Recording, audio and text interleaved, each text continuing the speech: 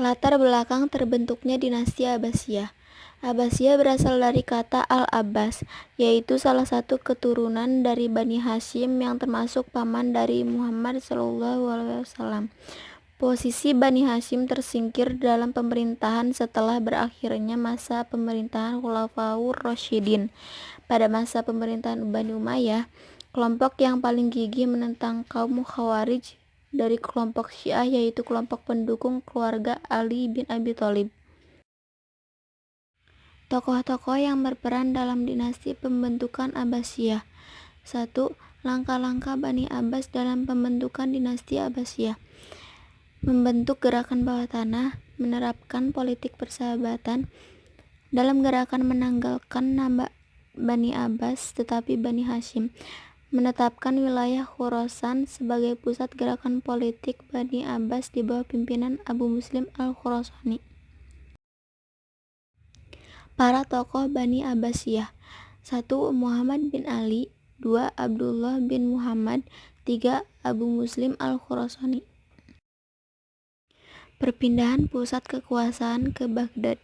Kota-kota yang mengalami perpindahan yaitu kota Kufah, kota Hirah, kota Anbar, kota Baghdad.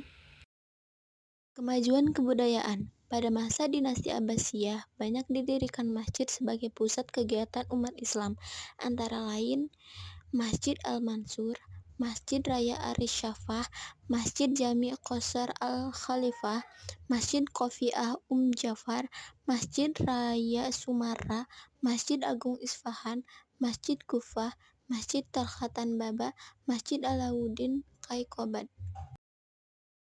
Fase pemerintahan Abbasiyah. 1. Periode pertama. Periode pertama ini disebut periode pengaruh Persia pertama. Disebut demikian pada periode ini pemerintahan dinasti Abbasiyah sangat kental dipengaruhi oleh sebuah keluarga dari bangsa Persia, yaitu keluarga Barmak. Keluarga Barmak ini didirikan oleh seorang yang bernama Khalid bin Barmak. Ia merupakan salah satu orang yang ikut berjasa dalam usaha merebut kekuasaan dinasti Umayyah dengan kekuatan militer dinasti Abbasiyah. 2. Periode kedua. Periode ini disebut periode pengaruh Turki yang pertama. Pada periode ini, figur khalifah hanya sebagai simbol keagamaan bagi para petinggi negara. Para perwira militer Turki benar-benar telah menguasai pemerintahan dinasti Abbasiyah. Daulah dinasti Abbasiyah dipimpin oleh Al-Mutawakkil berkuasa selama 15 tahun. Masa pemerintahannya ini sebagai tonggak sejarah awal kemunduran dinasti Abbasiyah akibat dari sebagian kebijakannya yang merugikan dinasti Abbasiyah.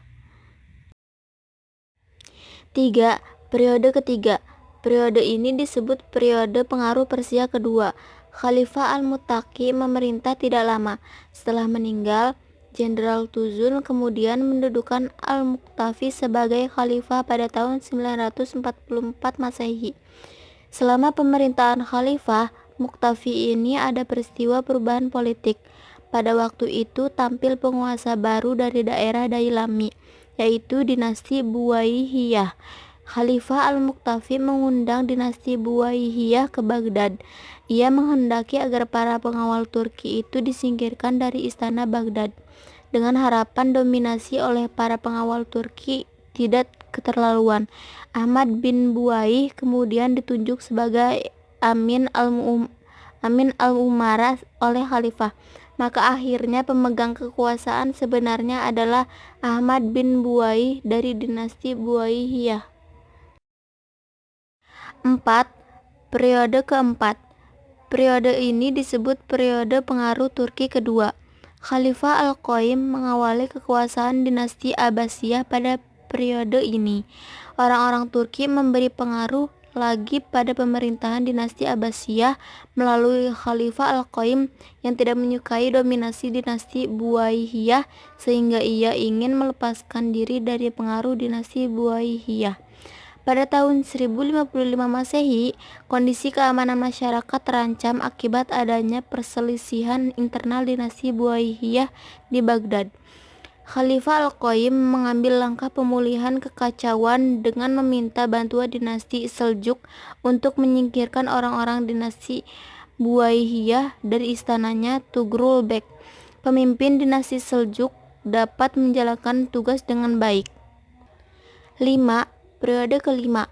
Pada periode ini, Khalifah An-Nasir dapat dikatakan sebagai khalifah yang berhasil.